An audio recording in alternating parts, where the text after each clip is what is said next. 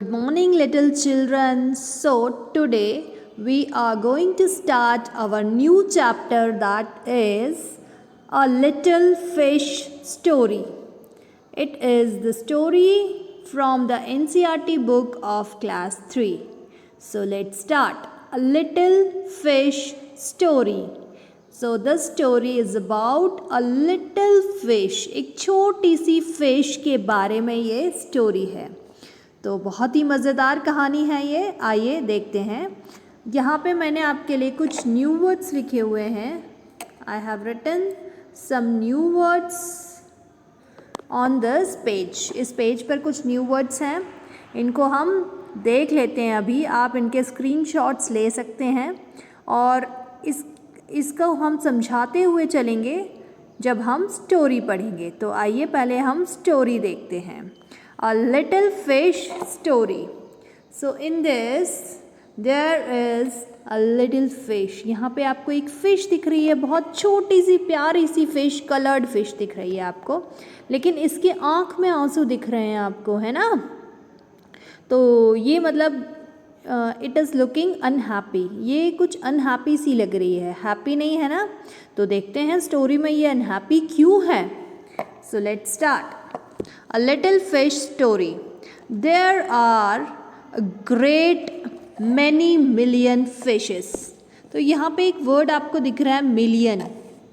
अब बहुत सारे बच्चों को तो यही पता नहीं होता कि मिलियन क्या होता है, लाख क्या होता है, थाउजेंड्स क्या होता है. तो मैथ्स में आप ये सब चीज़ें पढ़ेंगे, लेकिन अभी मैं आपको बता देती हूँ कि मिलियन का क्या मतलब होता है. बेटा मैथ्स में अगर हम जाएं तो there are 2 types of place value system charts.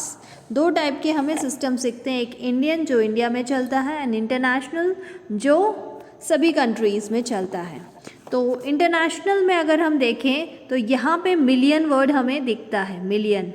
जबकि इंडियन प्लेस वैल्यू चार्ट में कहीं पर भी हमें मिलियन वर्ड नहीं दिखता.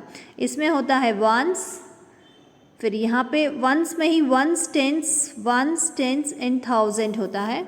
देन उसके बाद में इंडियन प्लेस वैल्यू चार्ट में यहाँ पे थाउजेंड्स होता है, देन लैक्स होता है, देन क्रोड्स होता है. लेकिन अगर हम इंटरनेशनल प्लेस वैल्यू चार्ट की बात करें तो इसमें मिलियंस होता है. ये देखिए यहाँ पे एक मिलियन वर्ड आपको दिख रहा है. तो यहाँ पे मिलियन जो है, ये मिलियन यहाँ पे है. इसी के जस्ट ऊपर अगर हम जाएं यहाँ पे, एक बार मैं फिर से बना देती हूँ इसको. यहाँ पे देखिए ये मिलियन है और इसी के जस्ट ऊपर यहाँ पे ये 10 लाख हमें दिख रहा है. टीएल का मतलब है 10 lakhs. तो 1 million equals to 10 lakhs. 1 million का मतलब क्या होता है 10 lakhs. ठीक है, ये हमने यहाँ पे आपके न्यू वर्ड्स में भी यहाँ पे हमने मेंशन किया हुआ है. ये देखिए million equals to 10 lakhs. 10 lakh को हम मैथ्स में कैसे लिखते हैं, कितने ज़ीरोज़ होते हैं इसमें. तो how many zeros are there, 6. Million में कोई पूछता है कि कितने ज़ीरोज़ होते हैं 1 मिलियन में, तो देयर आर 6 ज़ीरोज़. ओके, यहाँ पे आप काउंट भी कर सकते हैं. तो अब हम देखते हैं यहाँ पे स्टोरी में क्या हुआ था. तो स्टोरी में there are a great many million fishes. तो यहाँ पे बहुत सारी फिशेस थी. ठीक है, many million fishes. But the story is just one of them. लेकिन ये जो स्टोरी है वो किसके बारे में है, सिर्फ एक फ़िश के बारे में है, वन ऑफ दैम. तो कौन सी फ़िश है वो, and a very small one at that, जो बहुत छोटी है, वेरी स्मॉल. तो बहुत छोटी है. आगे स्टोरी में हमें पता चलेगा कि वो स्मॉल होने की वजह से खुश थी या हैप्पी थी और इसके क्या रिजल्ट्स हुए. तो आइए देखते हैं. Now this little fish had everything in the seas to make him contented. मतलब जो लिटिल फिश थी उसके पास हर चीज़ थी. सी में यानी समुद्र में उसके पास सारी चीज़ें थी जो उसे कंटेंटेड यानी संतुष्ट, यानी खुश रख सके, संतुष्ट रख सके. But he was not happy. यहाँ पे ही लिखा है तो इसका मतलब मेल फिश है ये. लेकिन फिर भी वो खुश नहीं था, वो जो फिश था वो खुश नहीं था। तो यहाँ पे हमने कंटेंटेड का क्या मतलब देखा है, यहाँ देखिए मैंने आपके लिए यहाँ न्यू वर्ड्स में भी लिख दिए हैं कंटेंटेड। कंटेंट का मतलब होता है संतुष्ट होना। तो आपको सारे वर्ड्स के मीनिंग यहाँ पे न्यू वर्ड्स में मिल जाएंगे। नेक्स्ट, उसके बाद में हम देखेंगे स्टोरी में क्या होता है। But he was not happy, वो खुश नहीं था। You will laugh when I tell you why he was not. और आपको सबसे ज़्यादा हंसी तो इस बात पे आएगी जब आपको पता चलेगा, जब मैं आपको बताऊंगी कि वो खुश क्यों नहीं था, ये जो फिश है ये खुश क्यों नहीं था। तो he was unhappy because he was so very small. वो सिर्फ इस छोटी सी चीज़ के लिए दुखी था कि वो बहुत छोटा था। It is very hard to be such a little mite of a fish. उसको इस बात का दुख था, मतलब उसको ये बहुत मुश्किल लगता था सोचते हुए कि यार मैं मतलब इतना छोटा होना, इतनी छोटी सी फिश होना कितना मुश्किल है, ऐसा सोचता था वो कि इतनी छोटा सा लिटिल माइट, यानी माइट का मतलब भी मैंने यहाँ पर लिख दिया है, so don't worry about it. Might मतलब छोटा, अभी मैंने आपको बताया था छोटा, तो वो बहुत छोटा था। अब हम आगे स्टोरी में चलेंगे, बहुत ही इंटरेस्टिंग स्टोरी होने वाली है ये। He would say over and over again. Over and over मतलब वो बार बार यही कहता रहता था कि इतना छोटा सा होना कितना मुश्किल है।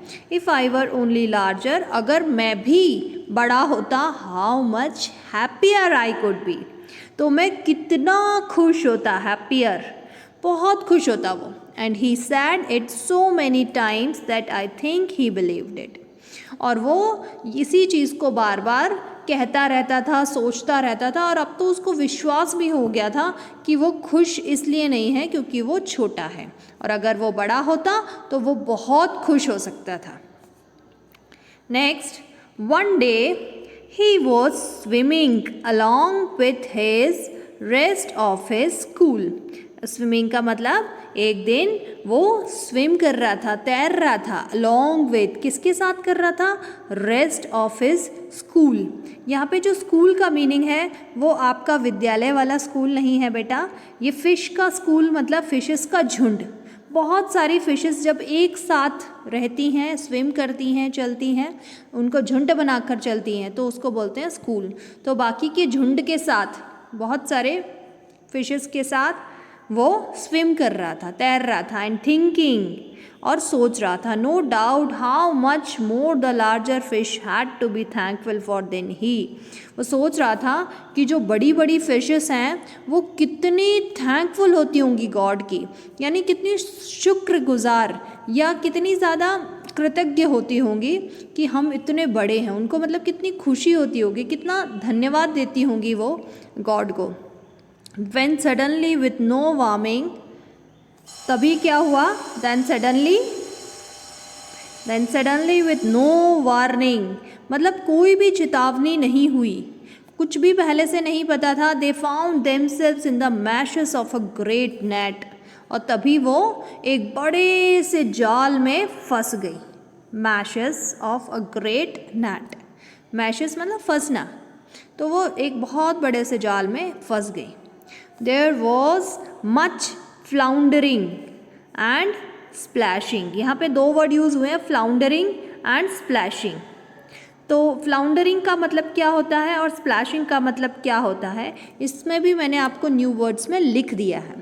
तो देयर वॉज मच फ्लाउंडरिंग, फ्लाउंडरिंग मतलब अपने आप को बचाने की कोशिश करना, छटपटाना, निकलना, मतलब जाल से वो इतना छटपटा रही थी, जाल में बंद थी तो वो निकलना चाहती थी। एंड स्प्लैशिंग, स्प्लैशिंग का मतलब होता है जब छप छप की आवाज़ आती है, जब छटपटाती है तो छप छप की आवाज़ आती है ना एक, तो उसको बोलते हैं स्प्लैशिंग। एक बार फिर से यहाँ पे न्यू वर्ड्स में आप देख लेंगे, न्यू वर्ड्स में मैंने यहाँ पर लिखा हुआ है ना, देखिए यहाँ पे मैंने आपको दिया हुआ है मैशेस मतलब जाल, वार्निंग चेतावनी, फ्लाउंडर मतलब तड़फड़ाना या संघर्ष करना, स्प्लैश मतलब छप छप की आवाज़, है ना। तो ये आप यहाँ से देख सकते हैं, ठीक है। हाउल, हाउल भी कभी एक वर्ड आएगा जिसका मतलब है जाल में फंसी हुई मछलियों की राशि। ये मैं आपको समझाऊंगी। इसमें ज़्यादातर जो वर्ड्स हैं उनके मीनिंग्स लगभग एक जैसे ही हैं, तो आप उनको देख लेंगे, है ना। तो बच्चों, जो वो मछलियाँ थीं वो फ्लाउंडरिंग यानी बहुत छटपटा रही थी और स्प्लैशिंग, उनकी छप छप की आवाज़ आ रही थी। As the net was drawn up out of the water into the sunlight. जब इस नेट को, ये जो आपको जाल दिख रहा है, इसको जब सनलाइट मतलब सूर्य की रोशनी में यानी पानी से बाहर निकाला उन्होंने, and just as it haul was being emptied into boat. और हॉल, हॉल का मतलब भी मैंने बताया था, जाल में फंसी हुई जितनी भी मछलियाँ, उनकी राशि यानी बहुत सारी मछलियों को डाल कहाँ पे, बोट में डाल दिया गया। एम्पटीड यानी जो जाल है उसको खाली कर दिया गया और उसको कहाँ पे मछलियों को रखा गया, बोट में। The smallest fish in the school wriggled through the mash. अब जो स्मॉलेस्ट फिश थी स्कूल में, स्कूल मतलब झुंड में, रिगल्ड, रिगल्ड मतलब अभी मैंने बताया था आपको, एक बार फिर से आप यहाँ से देख सकते हैं न्यू वर्ड्स में जाकर आप देखेंगे रिगल्ड मतलब भी छटपटाना। तो यहाँ ज़्यादातर जो वर्ड्स हैं उनके मीनिंग्स लगभग एक जैसे ही हैं, तो ये छटपटा रही थी, है ना। नेक्स्ट, फिर दे फाउंड देमसेल्व्स, सॉरी यहाँ पे नहीं है, यहाँ पे आप देखेंगे, and just as haul was being emptied into the boat the smallest fish in the school wriggled through the mesh. तो वो छटपटा रही थी and slipped back into the cool clear water. तो जब जाल में से बोट में खाली कर रहे थे जाल को, तब जो छोटी, सबसे छोटी फिश थी वो तो छटपटा रही थी, तो वो नेट से आराम से निकल गई। यहाँ से देखिए, नेट के जो ये जो है, नेट में बीच बीच में जो जगह रहती है उसमें से स्लिप होकर वो दोबारा से पानी में ही चली गई। हाउ गुड इट फेल्ट, उसे कितनी खुशी हुई, यस मैं बच गई, है ना। और बाकी की जो बड़ी बड़ी फिश थी वो तो निकल नहीं सकती थी जाल में से। ही स्वैम देयर, तो वो छोटी जो मछली थी वो उसने क्या किया, ही स्वैम हियर, उसने वहाँ पे स्वैम, स्वैम मतलब स्विम का सेकेंड फॉर्म है, वो स्विम कर गया। And there and everywhere, and some of the fish who knew him well all the rest of his life said that they never again heard him say that he wished to be anything but a little fish। तब बाकी सारी fishes ने उसको बोला कि अब हम दोबारा ये नहीं सुनेंगे कि तुम छोटी हो इस वजह से, मतलब तुम एक लिटिल फिश नहीं बनना चाहती। लिटिल फिश होना कितनी अच्छी बात है, आज लिटिल फिश होने की वजह से ही वो बच पाई थी। तो इस स्टोरी से हमें क्या समझ में आता है, क्या मोरल ऑफ द स्टोरी क्या है, कि हम छोटे हों या बड़े, लंबे हों या छोटे हों, कैसे भी हों, हमें अपने ऊपर गर्व होना चाहिए कि हमें गॉड का हमेशा थैंकफुल होना चाहिए कि आपने हमें ऐसा बनाया, क्योंकि जो जैसा बना होता है, जिसको गॉड ने जैसा बनाया है वही उसके लिए बेस्ट होता है। तो आप दूसरों के जैसा बनने की कोशिश ना करें, आप अपने आप को बेस्ट समझें और अपने आप में बेस्ट करें। तो यहाँ पे जितने भी न्यू वर्ड्स हैं ये मैंने ऊपर लिख दिए हैं बच्चों, तो आप दोबारा से न्यू वर्ड्स की, जिसने स्क्रीनशॉट नहीं लिया है वो स्क्रीनशॉट ले सकता है। मैं यहाँ पे स्क्रॉल डाउन कर रही हूँ। और बच्चों, अगर आपको वीडियोस पसंद आते हैं तो आप कमेंट सेक्शन में लिख सकते हैं, लाइक कर सकते हैं और चैनल को सब्सक्राइब कर सकते हैं। Thank you.